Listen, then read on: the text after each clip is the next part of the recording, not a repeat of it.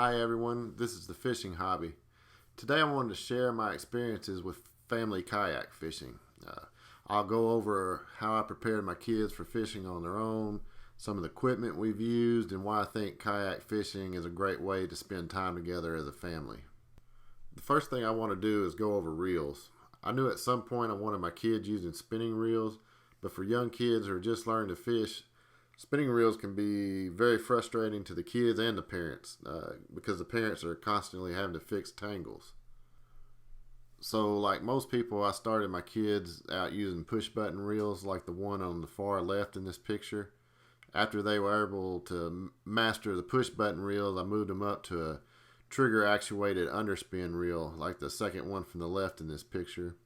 This type of reel lets them get accustomed to fishing with the reel hanging upside down from the rod.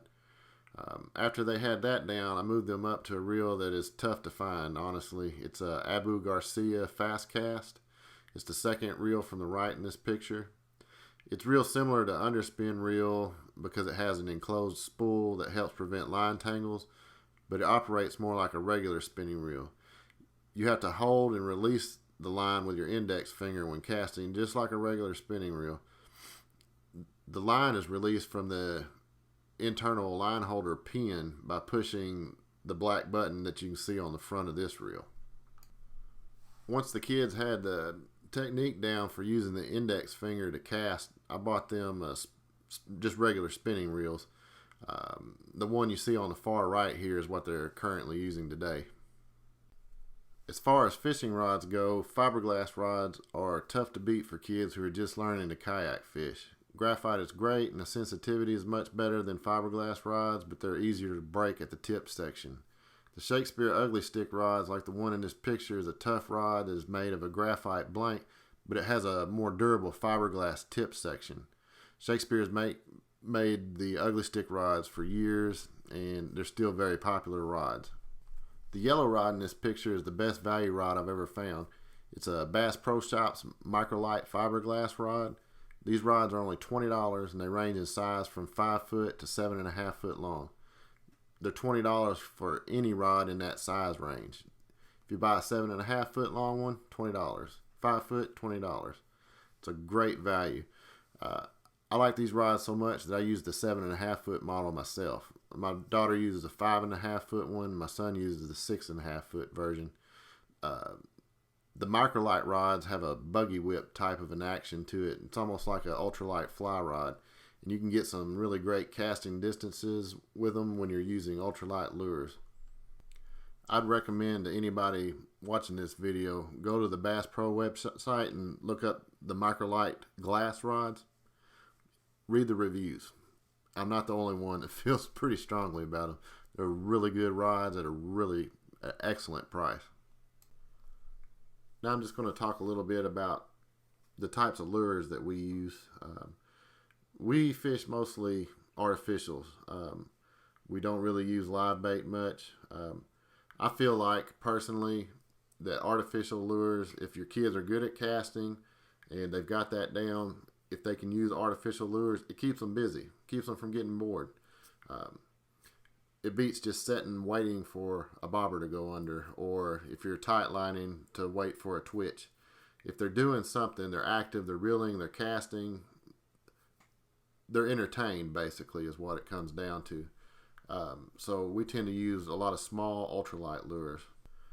The lures I have pictured here are basically our favorites. The one on the top left that looks like a crawfish somewhat, the little crankbait, that's a Honeybee 1. Awesome lure. You can catch a lot of different fish, everything from bluegill to largemouth bass. No problem. Fish love that thing. The one you see just below it that looks somewhat like a grasshopper, that's called a crick hopper. Rebel makes them. They've been making them for years. You can twitch it on top. Fish will hit it on top. It'll dive very shallow, 2-3 feet deep at the most. That's an awesome lure. Fish love that one. Rooster tails on the very top up there, the little spinner. It'll catch anything from trout to bass, bluegill, you name it. The other lures in this picture are soft plastics. There's a tube bait that you can see, the green and brown one. There's a soft plastic crawfish with the pink claws. Those catch fish. Smallmouth eat a lot of crawfish. Great smallmouth lure. The one at the top right that looks kind of greenish colored, that's a little soft-bodied plastic nymph. That's a fish catcher. Bluegill will tear that thing up. Then there's a little soft plastic swim bait that looks like a minnow. Good lure.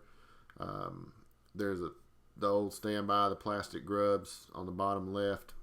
Those have worked for years for everybody. And then the lure on the bottom right is one that I make myself. I'll put a link in the description. We've caught literally everything from catfish to largemouth bass on those. I don't know what it is about them. A guy that I used to work with taught me how to make those, and that's really our go-to lure. It will catch just about anything that swims. I don't know what the appeal to it is, why they seem to work so well, but they do. I will put a link in my description to my video that goes over how to make those. Simple to make. You can make them dozens at a time and keep them for when you need them.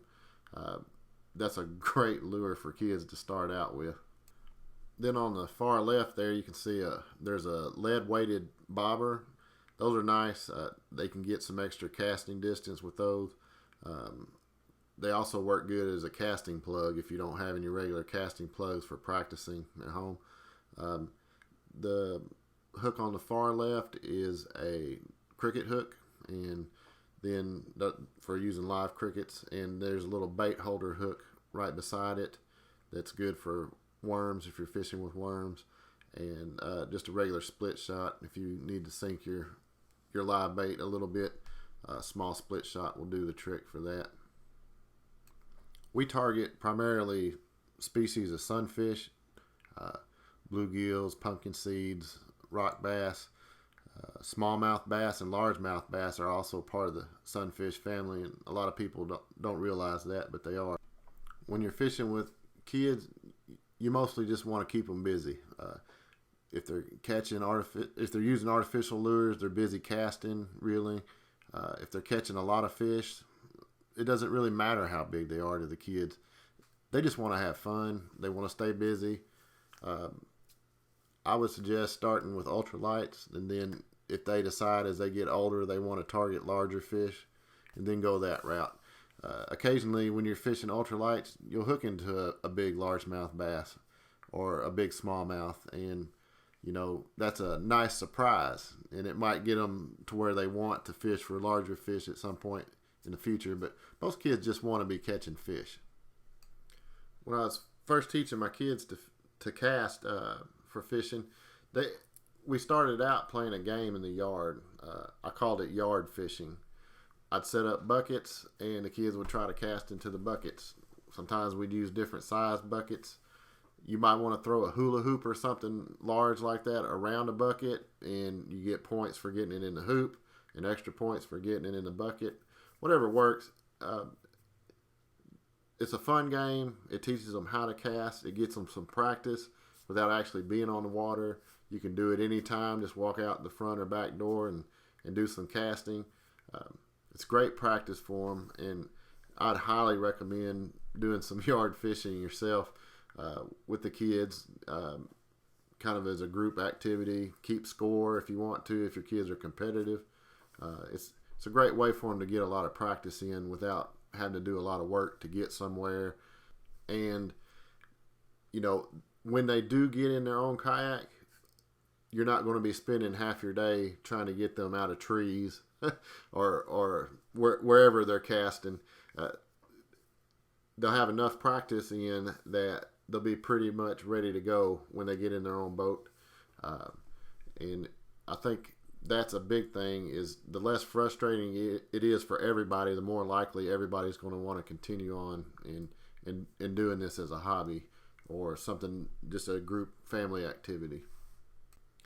I started my kids when they first started fishing. I pretty much had them handle the fish real early on, get used to how they feel, how you can hold them in different ways.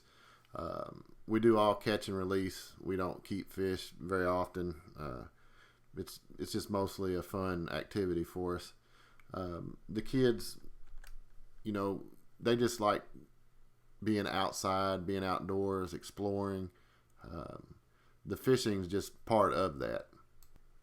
Kids, by their nature, are explorers. They like to go to different places, see different things.